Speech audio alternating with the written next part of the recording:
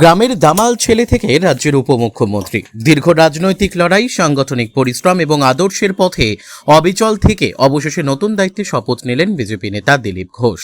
শনিবার brigade parade গ্রাউন্ডে রাজ্যের নতুন সরকারের শপথ গ্রহণ অনুষ্ঠানে উপমুখ্যমন্ত্রী হিসেবে শপথ নেন তিনি। আর সেই মুহূর্ত টেলিভিশনের পর্দায় দেখে আবেগে ভাসলেন তার অশীতিপর মা পুষ্পলতা ঘোষ।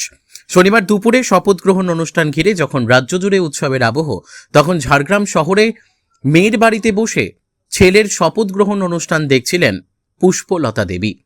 বিধায়ক ও সাংসদ হিসেবে ছেলেকে বহুবার দেখেছেন তিনি, তবে উপমুখ্যমন্ত্রী হিসেবে শপথ নেওয়ার দৃশ্য যেন তার কাছে ছিল এক অন্য অনুভূতি।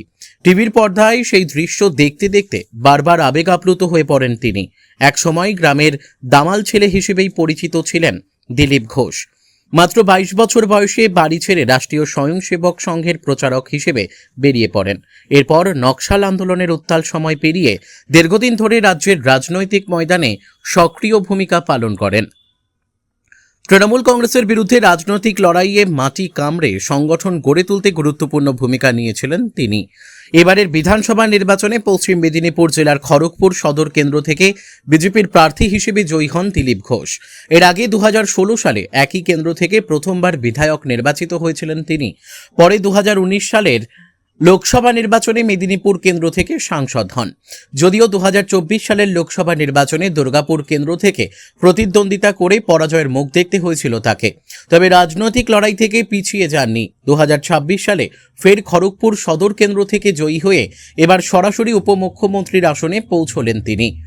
নির্বাচনী রাজনীতির পাশাপাশি সংগঠনের ক্ষেত্রেও গুরুত্বপূর্ণ দায়িত্ব সামলেছেন দিলীপ ঘোষ। তিনি বিজেপির পশ্চিমবঙ্গ শাখার নবম সভাপতি হিসেবেও দায়িত্ব পালন করেছেন। দীর্ঘদিন ধরে রাজ্যের বিভিন্ন প্রান্তে সংগঠনকে শক্তিশালী করার কাজে নিজেকে নিয়োজিত রেখেছিলেন। দিলীপ ঘোষের আদিবাড়ি ঝাড়গ্রাম জেলার গোপীবল্লভপুর 2 নম্বর ব্লকের কুলিয়ানা গ্রামে। নয়াগ্রাম বিধানসভার অন্তর্গত ওই গ্রাম থেকেই তার পরিবারের শিকড়ের সূত্রপাত। পরে পরিবারের একাংশ অন্যত্র চলে গেলেও ঝাড়গ্রামের সঙ্গে সম্পর্ক কখনো বিচ্ছিন্ন হয়নি। ছেলের এই সাফল্যে আবেগঘন হয়ে পড়েন মা পুষ্পলতা ঘোষ। শপথ গ্রহণ অনুষ্ঠানে দেখার পর তিনি বলেন, ছেলে মন্ত্রী হয়েছে দেখে খুব ভালো লাগছে। মন্ত্রী হবার আগেও মানুষের জন্য কাজ করেছে, এখনো করবে।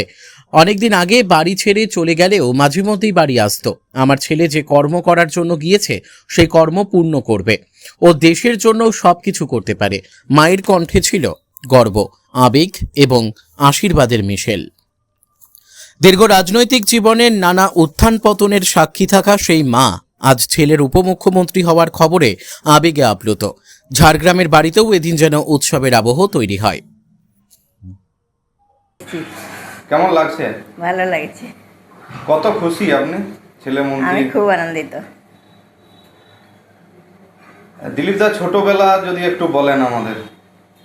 ছোটোবেলায় খুব ভদ্র ছিল, খুব শান্তশিষ্ট ছিল। তার বাবাকে প্রাণে ভয় করতো। সব ছেলে, আমার ছেলেগুলো সবাই বাবাকে বহুত ভয় করতো। বাবার কাছে এত আদর পেত না, সবসময় ভয়ে ভয়ে থাকতো সবাই। বাবার সামনে কথা বলতো না, বাবার কাছে কোনো দিন বসে খাওয়া দাওয়া করতো না, মানে বাবাকে প্রাণে ভয় করতো। খেলাধুলা সব পারতো, সাঁতার কাটতে পারতো।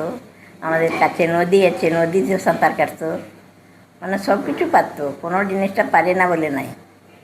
পড়াশোনা কোথায় করেছেন দিলীপ দা? পড়াশোনা কোথায় করেছেন? আমাদের গাঁয়ে ক্লাস 2 পর্যন্ত পড়ছিল। তারপরে মামা বাড়িতে যেয়ে সেখান থেকে বাবুটুঙ্গুর স্কুলে মেট্রিক মাধ্যমিক পাস করছে। তারপরে এখানে এসে ঝাড়গ্রামে আইটিআই পাস করছে। তারপরে সেটা পলিটেকনিক্যাল, কলকাতায় পলিটেকনিক্যাল পাস করেছে। দীর্ঘদিন ধরেই আরএসএস এর সাথে যুক্ত রয়েছেন। কবে বাড়ি ছেড়েছেন? 22 বছর বয়সে। তারপর কত সাল আমার মনে নেই। তারপরেই রাজনীতির ময়দানে। কখন থেকে রাজনীতি গেছে আমি সেটা বলতে পারবো না। বাইরে তো থাকতো, তখন তো আর বাড়িতে থাকতো না।